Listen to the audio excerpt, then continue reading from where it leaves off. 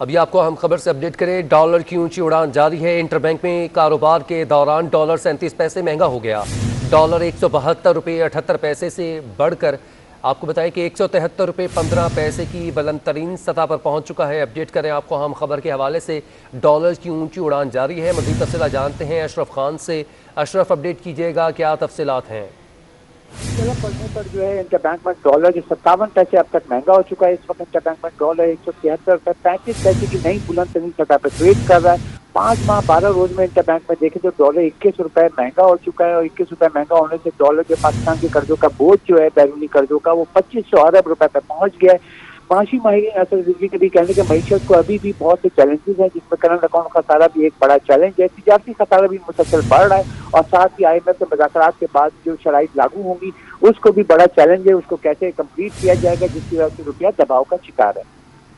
जी ठीक है, बहुत शुक्रिया अशरफ खान, आपने अपडेट किया। नाजरीन को अपडेट करें कि इंटरबैंक में कारोबार के दौरान डॉलर 57 पैसे महंगा हो चुका है। अपडेट करें कि डॉलर 172 रुपये 68 पैसे की बुलंद तरीन सतह से एक बार फिर से बढ़कर 173 रुपये 15 पैसे पर पहुंच चुका है। अपडेट करें आपको, डॉलर की ऊंची उड़ान जारी है। इंटरबैंक में कारोबार के दौरान डॉलर 37 पैसे महंगा हो चुका है। अशरफ खान ये बताइएगा, डॉलर एक बार फिर से अपनी बुलंद तरीन सतह पर पहुंच चुका है। इससे पहले जब डॉलर की सतह बुलंद हुई तो स्टेट बैंक ने मुदाखलत करने के बाद मुस्तहकम किया था डॉलर की कीमत को। डॉलर की ऊंची उड़ान जारी है। इंटरबैंक में कारोबार के दौरान डॉलर 37 पैसे महंगा हो गया है।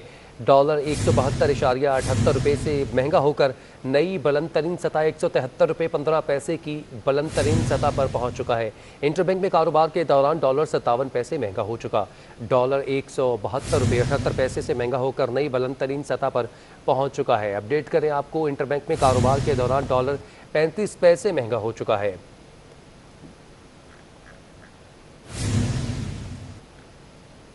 डॉलर की ऊंची उड़ान जारी है, इस हवाले से हमारे साथ बात करने के लिए हमारे साथ मौजूद हैं मुआशी तज्जियाकार असद रिजवी। सर, बहुत शुक्रिया, आपने वक्त दिया। डॉलर की कदर में इजाफे की वजह क्या बताई जा रही है?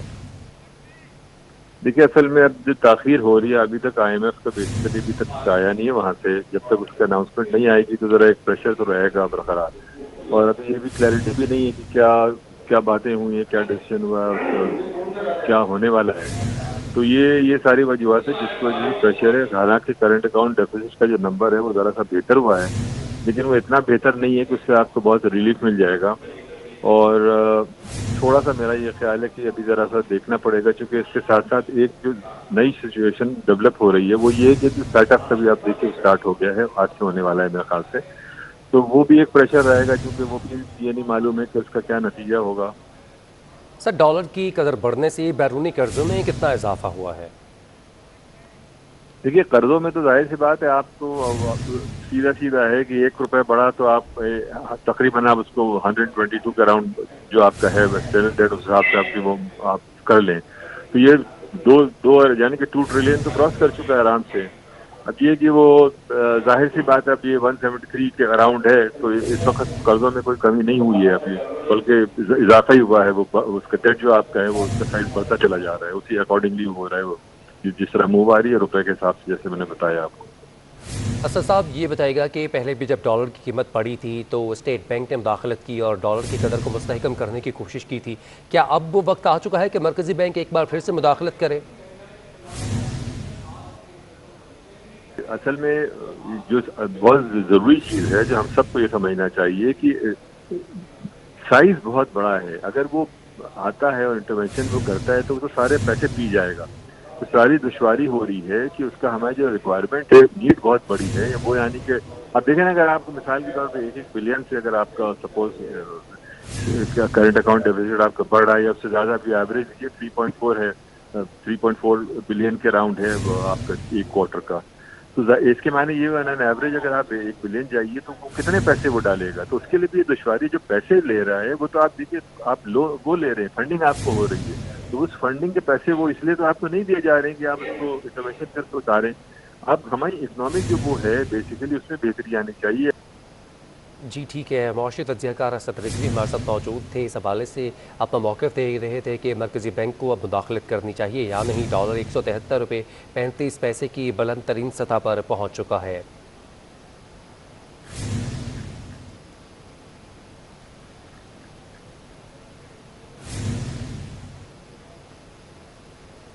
पाकिस्तान स्टॉक मार्केट में सरमायाकार सरगर्म हो चुके हैं। शेयर्स की खरीदारी का कारोबार के दौरान 100 इंडेक्स में 800 पॉइंट्स का इजाफा हुआ। इंडेक्स 45,430 की सतह पर पहुंच चुका है। अपडेट करें आपको अहम खबर के हवाले से। पाकिस्तान स्टॉक मार्केट में सरमायाकार सरगर्म हो चुका है। शेयर्स की खरीदारी के कारोबार के दौरान 100 इंडेक्स में 800 पॉइंट्स का इजाफा हुआ। इंडेक्स 45,430 की सतह पर पहुंच चुका है।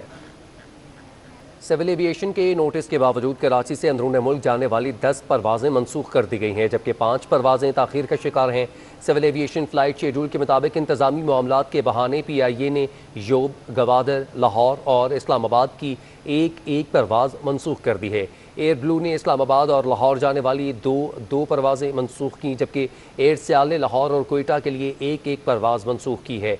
एयर ब्लू की परवाज़ PA 402 पौने 4 घंटे ताख़ीर से दोपहर 12 बजे लाहौर रवाना होगी। सिविल एविएशन अथॉरिटी ने अंदरूनी मुल्क परवाज़ की मनसूखी की सूरत में एयरलाइंस को मुसाफिरों को टिकट की रकम बिना किसी कटौती के वापस करने का हुक्म दे दिया है। अपडेट करें आपको हम खबर के हवाले से। सिविल एविएशन ने नोटिस लिया था कि काफ़ी ज़्यादा परवाज़ें जो है वो मनसूख की जा रही हैं, डिलेट की जा रही हैं, जिसकी वजह से अब अंदरूनी मुल्क परवाज़ की मनसूखी की सूरत में एयरलाइंस को मुसाफिरों को टिकट की रकम बिना किसी कटौती के वापस करने का हुक्म सादर किया है सिविल एविएशन अथॉरिटी ने। मज़ीद तफसीलात जानते हैं अपने नुमाइंदा ज़ीशान अहमद से। ज़ीशान, बताइएगा क्या तफसीलात हैं?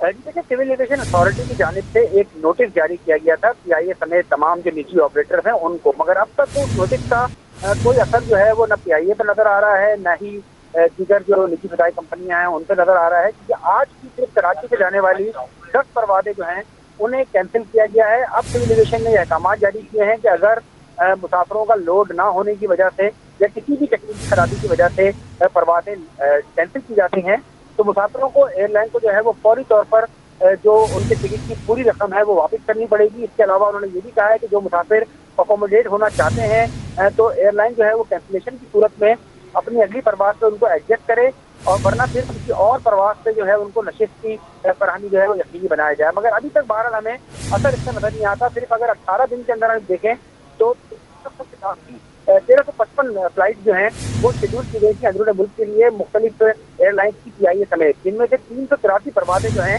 वो मनसूख कर दी गई हैं, यानी कि 33% ऑपरेशन जो है वो मनसूख कर दिया गया। और इसमें जो वजह सामने आई है सिविल एविएशन की जानिब से वो ये आई है कि चार्टर परवाजों में जहाज जो है वो ऑपरेट किए गए, जिसकी वजह से अंदरूनी मुल्क परवाजें जो हैं वो मनसूख हुई हैं। तो अब सिविल एविएशन से ऑर्डर दे दिया गया है कि मुसाफिरों को टिकट की मुकम्मल रकम जो है उसकी वापसी यकीनी बनाई जाएगी। जी ठीक है, बहुत शुक्रिया आपने अपडेट किया ज़ीशान। वज़ीर तालीम सिंध का तालीमी मेयार की बेहतरी के लिए बड़ा इक़दाम। सरकारी स्कूल्स में अर्ली एजुकेशन की बेहतरी के लिए 10 करोड़ डॉलर्स की रकम मुख्तस कर दी गई है। इस प्रोजेक्ट पर महकमा तालीम और वर्ल्ड बैंक के इश्तराक से काम शुरू किया जाएगा। टैबलेट, प्रोजेक्शन और टेक्निकल चीज़ों के ज़रिए तलबा को पढ़ाया जाएगा। मज़ीद तफ़सीलात जानते हैं एहसन चांडियों से। जी एहसन, अपडेट कीजिएगा। जी बिल्कुल, देखिए वज़ीर तालीम सिंध सैयद सरदार शाह की जानिब से महकमा तालीम की बेहतरी के लिए एक ऐसा इक़दाम किया गया है जो महकमा तालीम सिंध और वर्ल्ड बैंक के इश्तराक से तालीमी सरकारी स्कूलों की तालीमी बेहतरी के लिए ख़ास तौर पर अर्ली एजुकेशन की बेहतरी के लिए $100 मिलियन की ख़ती रकम जो है वो मुख्तस कर दी गई है, जो कि ये ख़ती रकम जो है अर्ली एजुकेशन पर ख़र्च की जाएगी। जो हमारी बात हुई है वज़ीर तालीम से और महकमा तालीम के दीगर आला अफसरान से, उनके मुताबिक ये अर्ली एजुकेशन पे जो ये ख़ती रकम जारी की जाएगी उस पर जो है उसके मुताबिक नर्सरी क्लास से लेके 5वीं जमात तक ये रकम जो है वो मुख्तलिफ क्लासरूम जो हैं उनको बेहतर बनाने के लिए टेक्नोलॉजी के लिहाज से और प्राइवेट स्कूल के जो है वो तर्ज पर बनाए जाएंगे।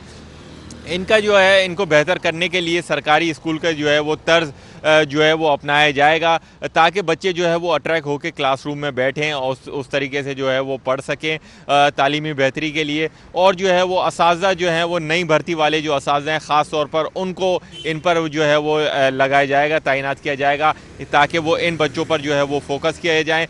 बच्चों पर जो है वो करैक्टर बिल्डिंग के लिए भी काम किया जाएगा। और जो वज़ीर तालीम सिंध है उनका ये कहना है कि जो बच्चों की बेस है, जो उनकी बुनियाद बनती है वो छोटी क्लास से बनती है, नर्सरी क्लास से बनती है, तो उनको जो है वो छोटी क्लास से उनकी बुनियाद पर जो है वो काम किया जाएगा ताकि उनको आगे जाने वाली क्लासों पे मज़ीद जिस तरीके से वो रहेंगे। बहुत शुक्रिया एहसन, आपने अपडेट किया। आगे बढ़े आपको बताएं कि क्यूमाबाद में वाक़ कचरा कुंडी की वजह से इलाके में बीमारियां फैलने लगी हैं। फौरी तौर पर कचरा कुंडी को यहां से ख़त्म किया जाए। पाकिस्तान तहरीक इंसाफ के MP राजा अजहर ने स्टेशन हेड और डिफेंस के CEO को ख़त लिख दिया है। अपडेट करें आपको हम खबर के हवाले से। फौरी तौर पर कचरा कुंडी को यहां से हटाने के लिए पाकिस्तान तहरीक इंसाफ के MP राजा अजहर ने स्टेशन हेड को ख़त लिख दिया है। ख़त में मज़ीद क्या तफसीलात हैं जानते हैं फैसल खान से। फैसल, अपडेट कीजिएगा। देखिए, क्यूमाबाद पर डिफेंस की तरफ जो रास्ता जाता है उसके मेन शाहरा पर जो है ये कचरा कुंडी गुज़िश्ता कई अरसे से कायम है, जिसकी वजह से वहां पर इलाके में जो है लोगों में बीमारियां फैल रही हैं। और इसी हवाले से पाकिस्तान तहरीक इंसाफ के MP हैं राजा अजहर ने, जिन्होंने पहले भी कई मरतबा खतूत लिखे, अब उनकी जानिब से एक और खत स्टेशन हेड को लिखा गया है, जबकि डिफेंस हाउसिंग अथॉरिटी के जो CEO हैं उनको भी खत लिखा गया, जिसमें कहा गया है कि कचरा कुंडी की वजह से इलाके में बीमारियां फैल रही हैं, अमराज बढ़ रहे हैं, लोग शदीद परेशानी का शिकार है, जिसकी वजह से इसको फिलफौर यहाँ से हटाया जाए। उन्होंने खत में लिखा कि पहले भी कई मरतबा खतूत लिखे गए लेकिन उनका हौसला अफजा जवाब नहीं दिया गया, इसलिए इस कचरा कुंडी को यहाँ से हटाया जाए ताकि लोगों को ज़्यादा से ज़्यादा आसानी हो, रिलीफ मिल सके। जी ठीक है, बहुत शुक्रिया आपने अपडेट किया फैसल खान। शहर में समुद्री हवाओं का आगाज़ हो चुका है। समुद्री हवाओं से दर्जे हरारत समेत शहर में आलूदगी में भी कमी का इम्कान है। आज शहर का ज़्यादा से ज़्यादा टेम्परेचर 34 और कम से कम 24 डिग्री सेंटीग्रेड रहेगा। मौसम का मज़ीद तफसीलात जानते हैं रबिया खान से। रबिया, अपडेट कीजिएगा। आज बिल्कुल कई रोज़ से जारी समंदरी हवाएं जो कि कराची में बंद थी दिन के औकात में उनका आगाज़ हो गया है। और अब महकमा मौसमियात का बताना है कि शहर में इस वक्त समंदरी हवाएं 13 किलोमीटर फ़ी घंटा की रफ्तार से जारी हैं। दर्जा हरारत की बात करें तो समंदरी हवाएं चलने के बाद जो है वो दर्जा हरारत में कमी का इम्कान है। और महकमा मौसमियात का कहना है कि आइंदा 2 से 3 रोज़ कराची में ज़्यादा से ज़्यादा दर्जा हरारत 34 डिग्री सेंटीग्रेड तक रहने का इम्कान है। शहर का मौजूदा दर्जा हरारत 31 डिग्री सेंटीग्रेड है, जबकि हवा में नमी का जो तनासुब है वो 45% है। महकमा मौसमियात का कहना है कि आइंदा 2 से 3 रोज़ समंदरी हवाएं जो है वो दिन के औकात में भी चलेंगी, जिसके बाद जो शहर की आलूदगी का सिलसिला था वो भी अब कम होना शुरू हो गया है। और इस वक्त शहर में अगर आलूदगी की बात करें तो एयर क्वालिटी इंडेक्स के मुताबिक जो है वो तकरीबन 106 दर्जा जो है वो आलूदगी का इस वक्त कराची में मौजूद है। नंबर की अगर बात करें तो इस वक्त कराची आलूदा शहरों में पाकिस्तान में दूसरे नंबर, जबकि दुनिया भर में 12वें नंबर पर है। और एयर क्वालिटी इंडेक्स के मुताबिक कराची में आलूदगी का जो दर्जा है वो 106 है। महकमा मौसमियात का कहना है कि अगर समंदरी हवाओं का सिलसिला इसी तरीके से दिन के औकात में जारी रहा तो आलूदगी की जो शरह है वो मज़ीद कम होने का इम्कान है। आज भी समंदरी हवाओं का सिलसिला चूँकि जारी है और यही वजह है कि आलूदगी जो है वो कराची में कम महसूस की जा रही है। लेकिन जो मौसमियात के साथ साथ डॉक्टर्स का ये कहना है कि जब आलूदगी बहुत ज़्यादा हो तो लोगों को कराची में जो मौजूद लोग हैं उनको सांस की तकलीफ़ का जो है वो सामना करना पड़ रहा था गुज़िश्ता दिनों में। तो उसके लिए बचने के लिए माहिरीन यही कहते हैं, डॉक्टर्स का यही कहना है कि मास्क का जो है वो ज़्यादा से ज़्यादा इस्तेमाल करें और कोशिश करें कि सुबह सवेरे जब स्मोक की सूरत हाल बहुत ज़्यादा होती है तो अपने घर के खिड़की और दरवाज़ों को बंद रखें ताकि आलूदा हवा जो है वो घरों में दाखिल ना हो। गैर ज़रूरी तौर पर घरों से बाहर ना निकलें। लेकिन अब जो है वो कराची वालों के लिए अच्छी खबर यह है कि समंदरी हवाओं का आगे तो समंदरी हवाओं के बाद ना सिर्फ रबिया खान आपने अपडेट किया। आगे बढ़ें, आपको बताएं कि जिना हॉस्पिटल में डेंगू से मुतासरा मज़ीद 6 अफराद को दाखिल कर दिया गया है। एग्जीक्यूटिव डायरेक्टर जिना अस्पताल डॉक्टर शाहिद रसूल कहते हैं कि डेंगू के मरीज़ों के लिए वार्ड्स कायम हैं, ताहम ज़्यादा केसेस की सूरत हाल में अलहदा इंतज़ाम किया जाएगा। मज़ीद तफसीला जानते हैं नुमाइंदा किफ़ायत अली से। किफ़ायत, अपडेट कीजिएगा। जी देखें, अक्टूबर का महीना डेंगू मच्छरों की अफजाइश के लिए मौजूद हो जाता है। यही वजह है कि मुख्तलिफ इलाकों में जो है वो डेंगू के केसेस जो है वो रिपोर्ट हो रहे हैं। कराची में बड़ा हॉस्पिटल जो है वो जिना अस्पताल है, जिनके एग्जीक्यूटिव डायरेक्टर डॉक्टर शाहिद रसूल के साथ इस वक्त मैं मौजूद हूँ और इनसे पूछता हूँ कि क्या सूरत हाल है, कितनी बड़ी तादाद में आपके पास पेशेंट्स आ रहे हैं डेंगू के। थैंक यू, अस्सलाम वालेकुम, शुक्रिया बहुत बहुत। इस वक्त जो करंट स्टेटस है उसमें हमारे पास इन पेशेंट एडमिशन तो इतने नहीं हैं।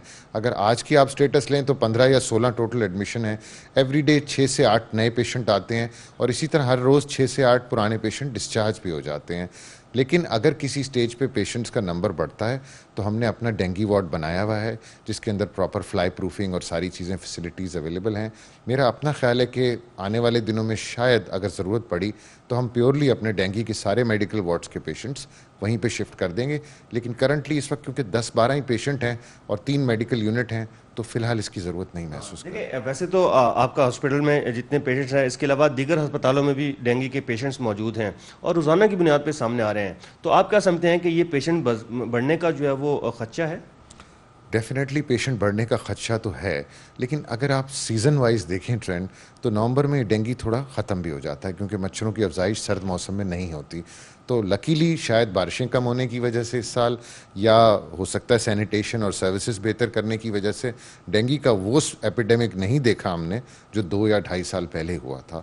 सो ये एंड भी होने वाला है सीज़न डेंगू का। डेंगू के जो सबसे ज़्यादा जो मसाइल आ रहे हैं उसमें डेटा का जारी होना है। महकमा सेहत सिंध जो है वो काफ़ी सुस्ती का मुजाहरा कर रहा है डेटा जो है वो जारी करने के हवाले से, लेकिन अभी डॉक्टर शाहिद रसूल साहब ने जो है वो डेटा शेयर किया है जिना अस्पताल का, जहाँ पर वो गुज़श्ता रोज़ पेशेंट जहाँ पे मौजूद थे और 6 नए केसेज जो हैं वो डेंगू के यहाँ पर आए हैं। जी ठीक है, बहुत शुक्रिया किफ़ायत, आपने अपडेट किया।